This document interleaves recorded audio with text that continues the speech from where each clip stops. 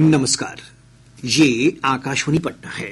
अब आप खालिद रशीद से प्रादेशिक समाचार सुनिए। बिहार विधानसभा के शीत सत्र के तीसरे दिन आज आरक्षण, वक्फ संशोधन विधेयक और स्मार्ट प्रीपेड मीटर सहित अन्य मुद्दों को लेकर जमकर हंगामा हुआ। इस दौरान सत्ता पक्ष और विपक्ष के बीच तीखी नोकझोंक भी हुई। विपक्षी दलों के नेताओं ने बैनर पोस्टर लेकर सदन के वेल में जाकर प्रदर्शन किया।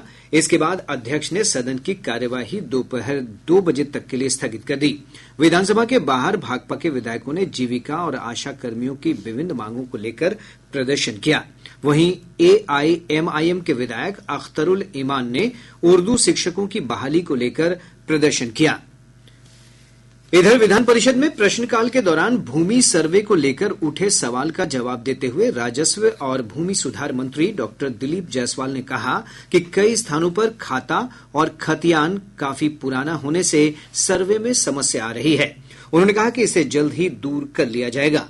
विपक्षी दलों ने विभिन्न प्रखंडों के अंचल कार्यालयों में भूमि सर्वे से संबंधित भ्रष्टाचार पर सरकार से सवाल पूछा। इस पर विभागीय मंत्री ने कहा कि सरकार भ्रष्टाचार मुक्त शासन के लिए प्रतिबद्ध है।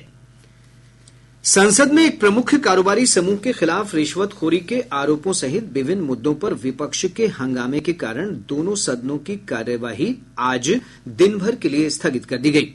सदन की कार्यवाही शुरू हुई तो सभापति जगदीप धनखड़ ने विपक्ष की ओर से नियम 267 के अंतर्गत स्थगन नोटिस खारिज कर दिया। सभापति ने कहा कि वे सदन की कार्यवाही निलंबित करने से संबंधित नियम कई बार दोहरा चुके हैं और ऐसे नोटिस स्वीकार नहीं किए जा सकते। उन्होंने कहा कि राज्यसभा को सभापति के निर्देशों का पालन करना चाहिए, लेकिन कांग्रेस सहित अन्य विपक्षी सदस्यों के शोर शराबे के बीच उच्च सदन की कार्यवाही दिन भर के लिए स्थगित कर दी गई।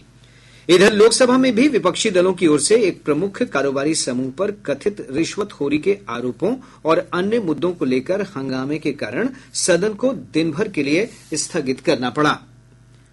प्रादेशिक समाचार आप आकाशवाणी पटना से सुन रहे हैं।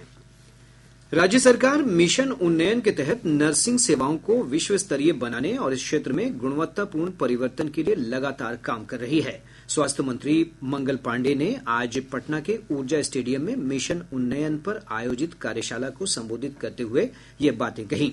उन्होंने कहा कि मुख्यमंत्री नीतीश कुमार के नेतृत्व में 7 निश्चय के दूसरे चरण में नर्सिंग के क्षेत्र में क्रांति लाने की दिशा में महत्वपूर्ण कदम उठाए गए हैं।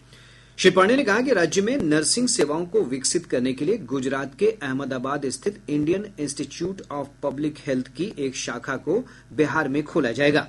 इस अवसर पर आईजीआईएमएस और कुर्जी होली फैमिली अस्पताल, नर्सिंग कॉलेज सहित राज्य के 12 संस्थानों को बेहतर नर्सिंग सेवा प्रदान करने के लिए सम्मानित भी किया गया। कार्यशाला में स्वास्थ्य विभाग के अपर मुख्य सचिव प्रत्यय अमृत सहित अन्य वरिष्ठ अधिकारी उपस्थित थे। राज्य सरकार ने चालू पेराई सत्र 2024-25 के लिए सभी प्रकार के गन्ना के क्रय मूल्य में 10 रुपए प्रति क्विंटल की बढ़ोतरी की है। गन्ना उद्योग विभाग के मंत्री कृष्ण नंदन पासवान की अध्यक्षता में हुई बैठक में यह निर्णय लिया गया। इस बढ़ोतरी के बाद उत्तम प्रभेद के गन्ना का क्रय मूल्य 365 रुपए, सामान्य प्रभेद का 345 रुपए और निम्न प्रभेद के गन्ना का क्रय मूल्य 310 रुपए प्रति क्विंटल हो गया है। अररिया जिले में पुलिस और एसएसपी की संयुक्त कार्रवाई में 2 अपराधियों को देसी पिस्तौल, कारतूस और मोबाइल के साथ गिरफ्तार कर लिया गया। कटिहार जिले के रोशना थाना क्षेत्र के महानंदा चेक पोस्ट पर पुलिस ने 324 लीटर विदेशी शराब के साथ 2 तस्करों को गिरफ्तार किया है। इसके साथ ही आकाशवाणी पटना से प्रसारित प्रादेशिक समाचार का ये अंक समाप्त हुआ।